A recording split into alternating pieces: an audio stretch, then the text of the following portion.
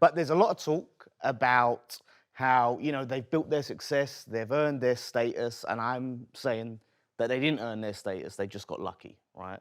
All the big six, especially the Red Cartel and we're bottom six, by the way, at the moment. Well, I mean, yeah, but you're still looked at as when. Also, please, what is this cartel nonsense that these? All right, Newcastle fans running around talking about cartel. These lot talking about. Whoa, I never said nothing about these cartel. These lot are state-owned by one of the biggest, richest states in the world, and they run around going, "Oh, there's cartel going on, mate." You created FFP, mate. You literally created it. It's in the hands of those clubs. That's why.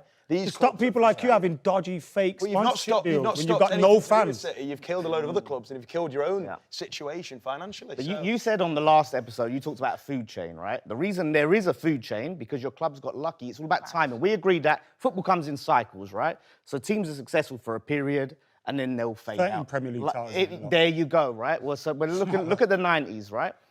If you swap teams of the 70s, the 80s, 50s and 60s, and they had their period in the 90s, they would be the big six. Huddersfield, when they was winning league titles, if you swap them with Man United, then we're talking about Huddersfield as one of the big six. The Invincibles, if Preston had their Invincibles in 2004, they had theirs in the 30s, we'd be talking about Preston. So all these teams that sit there and go, we're top of the food chain, we earned it, we built it, they just got lucky in terms of timing. City and Chelsea, in terms of when they had their owners come in and buy them, this is pre-FFP, this is pre-PSR. So they got lucky in terms of the timing that they was bought. And Newcastle, as much as you're saying, well, you've got Saudi, you backed club and are we suggesting that they can't that state-owned club should just be allowed to do it? No, but the point, because we're talking about football dying and we're worried that games are going to be played in America and all this, but then we're going, well, actually, let's get these big states in and let them do what they want with our clubs. That's killing football even further. That's a different point. It's not competitive. It's killing football even more.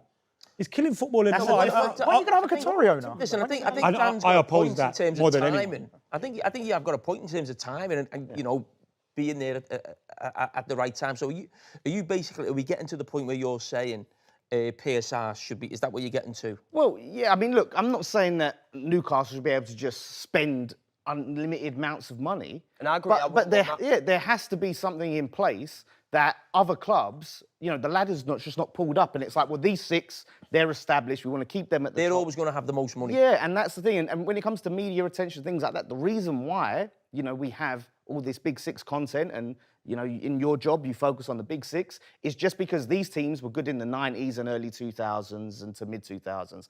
That is it. There's nothing to say, history is so rich. And Liverpool do have a rich history, and some of these clubs do. But look at Everton. Look at Aston Villa. Look at Nottingham Forest. So these teams, they vote for it. It's the 14 votes. FFP was introduced. I'm pretty sure it was United, Arsenal. Yeah. I can't remember the four teams at the top there, and Liverpool.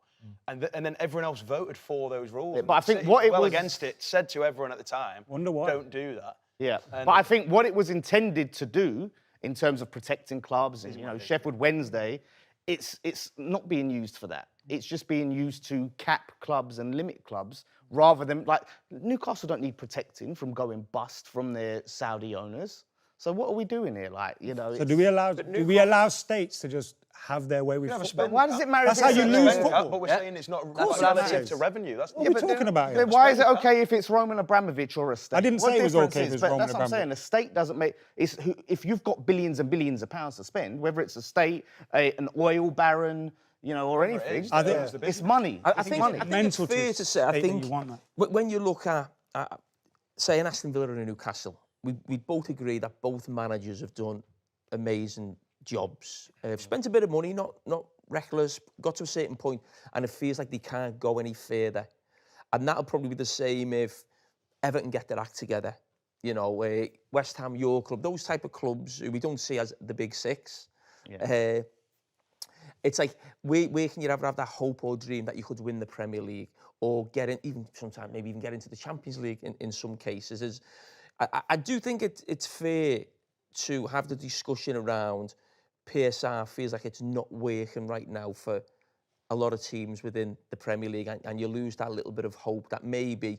You're talking about maybe going back to a situation where I think it was the decade of the 70s when there was maybe 6 or 7 teams in that decade who won the league, the First Division. Yeah. I think Everton, obviously Liverpool, Leeds, I think Derby won it, Nottingham Forest. That you're almost thinking, would you ever get to that point? And I think it'd be really difficult. Yeah. Okay, but look at Newcastle. They just qualified for the Champions League and can't sign anyone. So do you know where I think it goes? It goes deeper than that. Like, Villa, the bottom of the table, coming up from the Championship and coming into the Premier League. I think, and I hate to say this, but for the first time in a long time, Sunderland have done really well in the way they've spent. They have been really smart in how they've spent, and for the last 5 years, they've fed off their academy, and I think because of that, they will end up staying up this season. But how often does that happen? Why? And I'm not even saying I like these rules, but just out of curiosity, you know how Manchester City worked out a way to kind of sponsor and make some money out of sponsorship? Chelsea have done it, not in a great way either, but just kind of sold a hotel to ourselves, sold a ladies' team. Why have Newcastle, under the ownership of the PIF, not done something like that? Like, you have no... We've obviously played it safe to not end up in a situation which, as you say, 9 times out of 10, if you're not one of the big 6, your court case will go through like that. You'll get a decision made on you like that. Sorry, Luke, but 115 charges?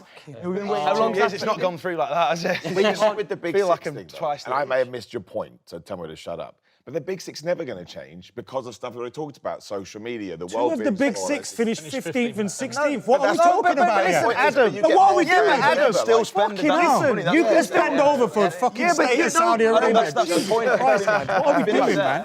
Adam, If you want football to die, you can just finish, say it. yeah, but you can finish 15th and 17th and still go and sign Cunhas and Embuemos. You can take off the teams that finish That's the point The he's trying to point make. is, as the Premier League obviously takes over the world, if somebody grows up and they want to support a team, they're probably not going to support Brighton, and they may support Because you, of man. luck, because you was good when Telly, Sky, all of that became that's a thing. like when Manchester people United's one of the play. biggest I don't know, attendances in You the got 70s, lucky, isn't it? that's what I'm but it's a saying. bit like when people go to watch Batman movies. They go, "That Batman movie would it be good if Batman wasn't in it? He's in it." Yeah, but there's a reason No, but we were in the right place at the right time. Exactly. So it's the same thing. That's what I'm saying. You're lucky. So stop saying it. We built it. We earned it. We right. did it. You got lucky because you was in the right place at the right time in the 90s. Yeah, but but good, if great, you were- if awesome. you were But crap you in would the want that 90s. too. So I don't understand. United were a Batman cup looking, team in the so- 70s. That's right. Yeah, Batman super like Big attendance. But Telly came in. Telly came Yeah, but in. United have always been one of the biggest clubs in England, and they've got the biggest revenue in England because they've got one of the biggest stadiums. It's like with Spurs, we get kind of lumped into these cartel six kind of conversations. We've done everything kind of by the book. We've built a new stadium, generated a load of different revenue streams to actually make ourselves sustainable. But we get lumped into these conversations somehow. I don't really understand it. Like, I just think you can't. Sometimes I understand it. I understand Newcastle, Villa's frustrations. Villa took a massive gamble in January, spent a load of money on wages. Ultimately, on the footballing side, they didn't get over the line, and that's what's cost them in this summer transfer window. So the buck also has to stop with the team and the manager at some point as well. Yes, right? but they're bottled operating at a handicap because they don't have the big six status but and all the they literally global were paying fan half base of like Rashford's you. wages in January. They got Asensio, like they were paying big wages. That's what's ended up costing. You have to Well, look at the they manager. beat Man United, Yeah, you have to look at the manager and the We players just as well. we Like, have it's to not do just about- we have to do what we have to do to try to compete. That's the The point. league is as competitive as it's ever been. Look at Newcastle, Villa, like it's Bournemouth. Dan's had the best hot take, because basically a hot take is to wind everyone up. Oh, it's I'll win a prize.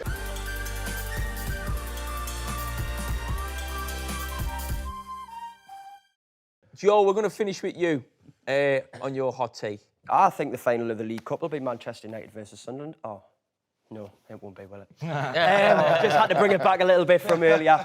No, my big one this season is, I genuinely think, and it's almost a little bit of a comedy and a typical one, I do think Jose Mourinho will come back to the Premier League, and I think by the very end of the season, he will also be sacked from the Premier League. And What team? Where do you think he'll end up?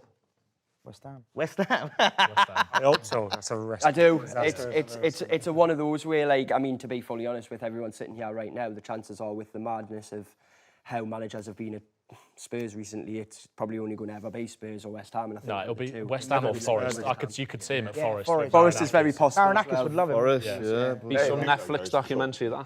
But yeah, I think Mourinho will come in and you'll So go. Jose's back. Okay. And I Is anyone- also think Liverpool, with Isak, heavily because of Isak, will win the treble.